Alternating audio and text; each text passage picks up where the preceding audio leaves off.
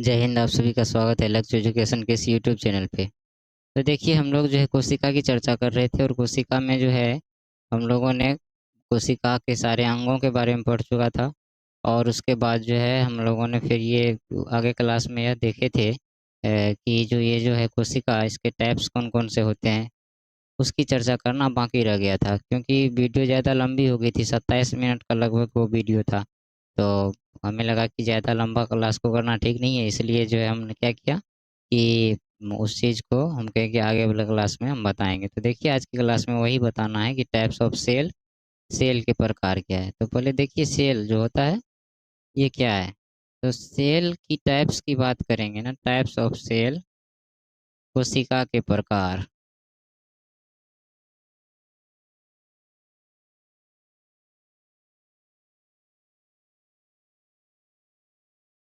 तो देखिएगा इसमें,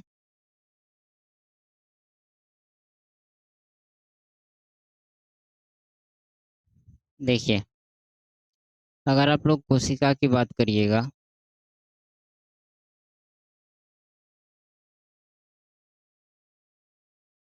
तो कोशिका में आप इसको बांटिए दो भाग में।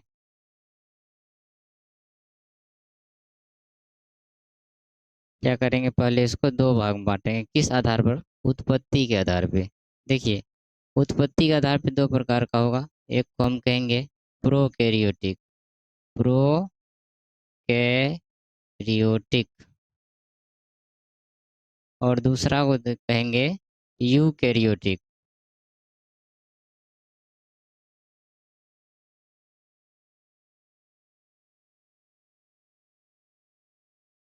देखिए, तो प्रोकैरियोटिक और यूकैरियोटिक क्या होता है। प्रोकैरियोटिक जो होता है ना, उसके अंगों को हम नहीं देख सकते हैं, इतना छोटा होता है।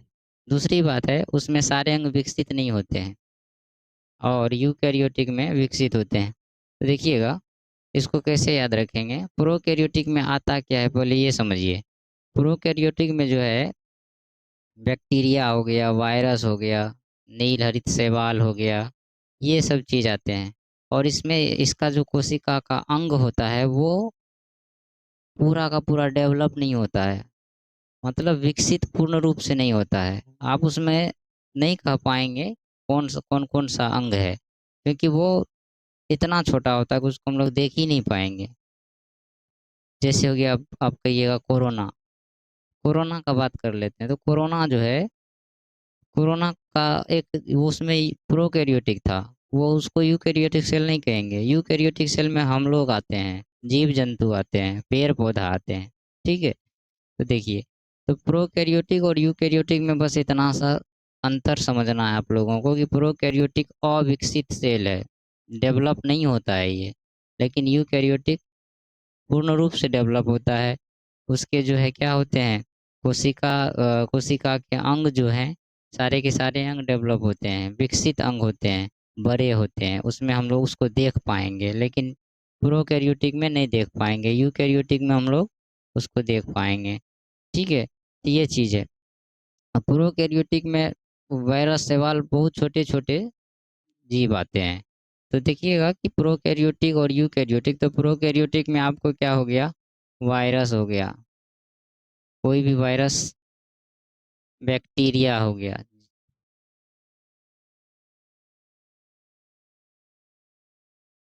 बैक्टीरिया हो गया, नील हरित शैवाल,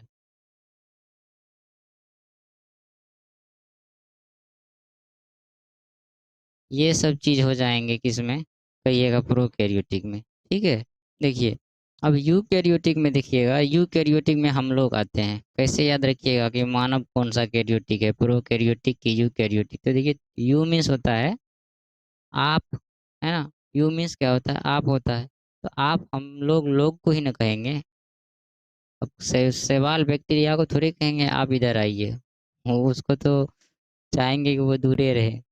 और वायरस को कौन बुलाएगा, कोई ऐसा आदमी होगा जो कहेगा हाँ वायरस तुम आप मेरे पास आइए, नहीं कर सकता ना। तो यू किसको कहेंगे, व्यक्ति को कहेंगे। व्यक्ति में आगे मानव, जीव जंतु, वो सारे के सारे हो जाएंगे यूकैरियोटिक। पेड़ पौधा, बड़े होते हैं, बड़े जीव आएंगे। ऐसे मानिए ना कि बड़ा जीव जो होगा ना, बड़ा वाला, वो बड़ा बड़ा वाला जीव हो जाएगा कुंची में, हाँ यूकैरियोटिक में। छोटका छोटका जिसको माइक्रोस्कोप से देखिएगा, माइक्रोस्कोप मतलब समझ रहे हैं ना, कि सूक्ष्म जीवों को देखने के लिए, उसको कहेंगे प्रो। और हम लोग कहेंगे यू। यू मीन्स ऐसे भी याद रखिएगा, यू मीन्स होता है आप। तो आप किसी को कहेंगे हे यू कम हियर, मतलब क्या हुआ, हम लोग को ही तो बुला रहे हैं ना कि यू यू स्टैंड अप, मतलब हम लोग को कर रहे हैं, लोग मतलब यू, ऐसे याद रहेगा। देखिए, तो यूकैरियोटिक को आप बांट दीजिए दो भागों में। इसको बांटिए पादप में और जंतु में। पादप में और किस चीज में, जंतु में।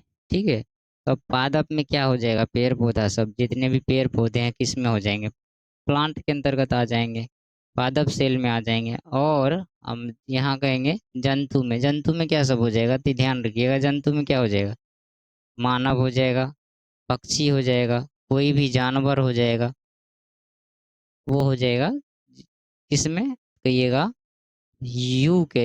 यूकैरियोटिक के अंतर्गत, जंतु, जंतु सेल में। ठीक है, इसमें मानव हो गया, मान लीजिए पक्षी हो गया, और मान लीजिए कि जानवर हो गया, वो सारे के सारे किसके अंतर्गत आ जाएंगे, इसमें जंतु सेल में। और प्लांट में जितने भी पेड़ पौधे हैं, पेड़ पौधे, वो सभी हो जाएंगे किसमें, पादप सेल में। ठीक है, आगे बढ़िए। आगे है कि पादप जो है कोशिका तथा जंतु कोशिका में समानता एवं असमानता। देखिए, इसका जो है पीपीटी भी बना हुआ है, वो पीपीटी आप लोगों को हम दिखाते हैं।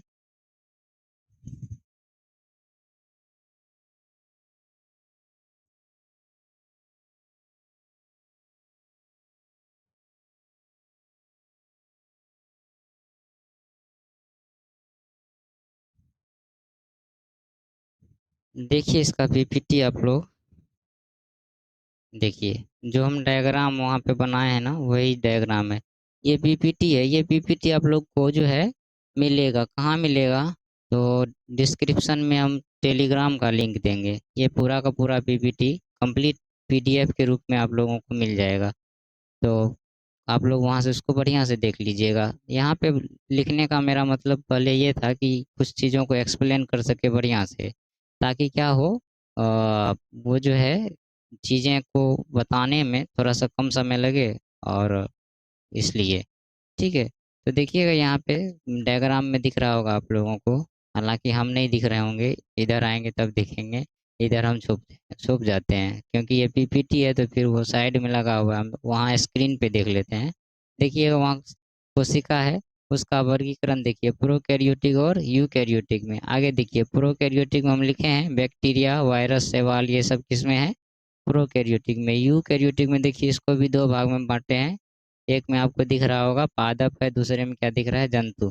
पादप में क्या हो गया, जो हम यहाँ बताए कि पेड़ पौधा हो जाएगा। जंतु में क्या हो जाएगा, जो सारे जीव आ जाएंगे, मतलब मनुष्य हो गया, जानवर हो गया, पक्षी हो गया, ये सब किस में हो जाएंगे, तो इसमें कहिएगा कि ये सब जो है जंतु सेल में, इसमें होगा जंतु। और इसका ओवरऑल किस में, तो पूरा का पूरा दोनों पादप और जंतु दोनों किस में, यूकैरियोटिक में। बैक्टीरिया, वायरस, शैवाल, छोटका छोटका जीव, जेकरा के हम आँख से देख ही नहीं पाएंगे, है ना, तो वो सारा का सारा छोटा जीव।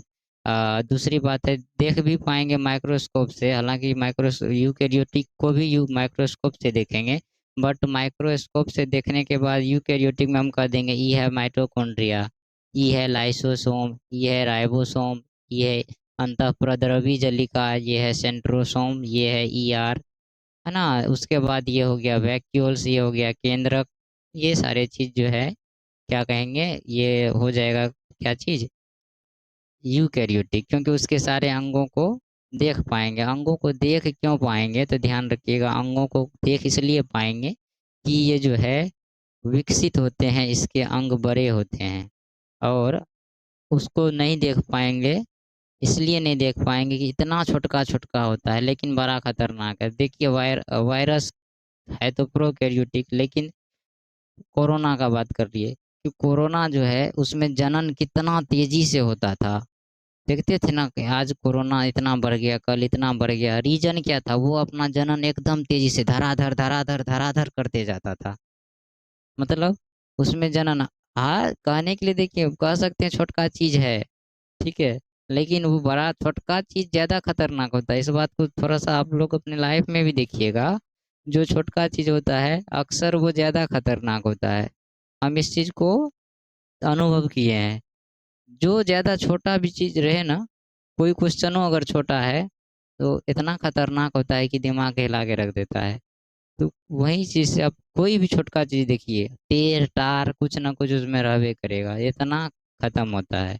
तो देखिए, तो जो भी छोटका हो जाएगा सबको किसको किस में रख दीजिए, उसमें क्या कहते हैं, प्रोकैरियोटिक में। बड़का सब जिसका अंग विकसित होगा किस में रख दीजिएगा, यूकैरियोटिक में। नहीं ना बोलेंगे कभी, ऐसे पढ़िए।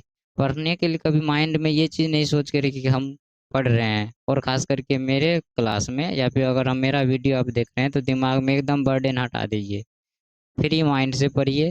100% याद होगा। अगर नहीं होगा तो आप हमको कहिएगा, आपको कैसे नहीं याद होगा हम देखते हैं। देखिए आगे है कि वही डायग्राम को हम यहाँ पे मर्ज करके देख लिखे हैं कि ये जो है प्लांट सेल हो गया, ये जो है एनिमल सेल हो गया, और दोनों में जो चीज़ है, दोनों प्लांट में भी एनिमल में भी जो दोनों कॉमन है उसको भी हम यहाँ लिखे हैं। तो देखिएगा, हम लोगों का सेल छोटा होता है, प्लांट का बड़का सेल होता है। समझ रहे हैं बात को? प्लांट में बड़ा सेल होता है, हम लोगों में छोटा सेल होता है। हम लोगों का सेल जो होता है गोलाकार होता है, राउंड होता है, और उसका चकोर, चकोर समझ रहे हैं, चरखुट जिसको बोलेंगे, चार गो चकोर वाला इस टाइप का, उसको होता है चकोर। हम ऐसे भी कह सकते हैं। देखिएगा, ये हो गया चकोर, ठीक है। तो हालांकि वहाँ पीपीटी है, देखिए, दिख रहा है, ये हो गया चकोर। और गोला तो सब लोग जानबे करते हैं, गोल का तो बचपने से गोला नहीं कोनो चीज लिखने होता था तो एगो सिलेट पेंसिल लेकर के बचपन में ऐसे ऐसे घसते रहो तो गोले बनता था। तो वो तो उसमें तो सब आप लोग एक्सपर्टे हैं। चकोर थोड़ा सा हिंदी वर्ड है, देख लीजिए, चकोर ये हो गया, ठीक है। ऐसा होता है कौन, कहिएगा, प्लांट वाला, ठीक है। आगे बढ़िए, वैक्यूल्स। अब वैक्यूल्स देखिए, उस वीडियो में हम वैक्यूल्स छूट गया था मेरा, यहाँ पे अगला पॉइंट था वैक्यूल्स। अंतर देखिएगा इतना है कि पादप में बड़ा होता है, पादप में ये बड़ा होता है और जंतु में ये छोटा होता है। रीजन समझिएगा कि इसका क्या रीजन है। पतझड़ का जब टाइम आता है तो पेड़ पौधा अपना पत्ता को एकदम से गिरा देता है। अब उसके पास जो है पानी चाहिए होता है। पानी अगर चाहिए होता है तो मान लीजिए पानी, हम लोग को अगर प्यास लगती है तो हम लोग आराम से जा कर के पानी पी लेते हैं, रख लेते हैं घर में, बैगों में रख लेते हैं कि चलो कहीं जा रहे हैं तो बैग में ले लिए पानी, रास्ते में प्यास लगेगी तो क्या कर लेंगे, पीते जाएंगे। अब बताइए पेड़ पौधा को जो है एकदम से गर्मी का टाइम है, आप जब छोटका पौधा लगाते हैं उसमें डेली पानी पानी देते हैं, लेकिन जब पौधा बड़ा हो जाता है तो उसमें पानी हम लोग नहीं देते हैं। उसको कौन देगा पानी? पौधा जब बड़ा हो गया मतलब जब वो पेड़ बन गया तो डेली कोई नहीं पानी देता है। अब जो है वो बेचारा पानी उसको चाहिए, पानी उसको पता है कि हमको पानी मिलेगा बरसात के टाइम में, उसके बाद इधर पानी मिलने वाला नहीं है। और आदमी पे उसको भरोसा नहीं है, क्योंकि आदमी उसको करेगा क्या, बच जब पौधा रहेगा छोटा तो डेली सुबह शाम जो गया ना परिवार का, चलो एक एक लोटा पानी उसमें डाल दो।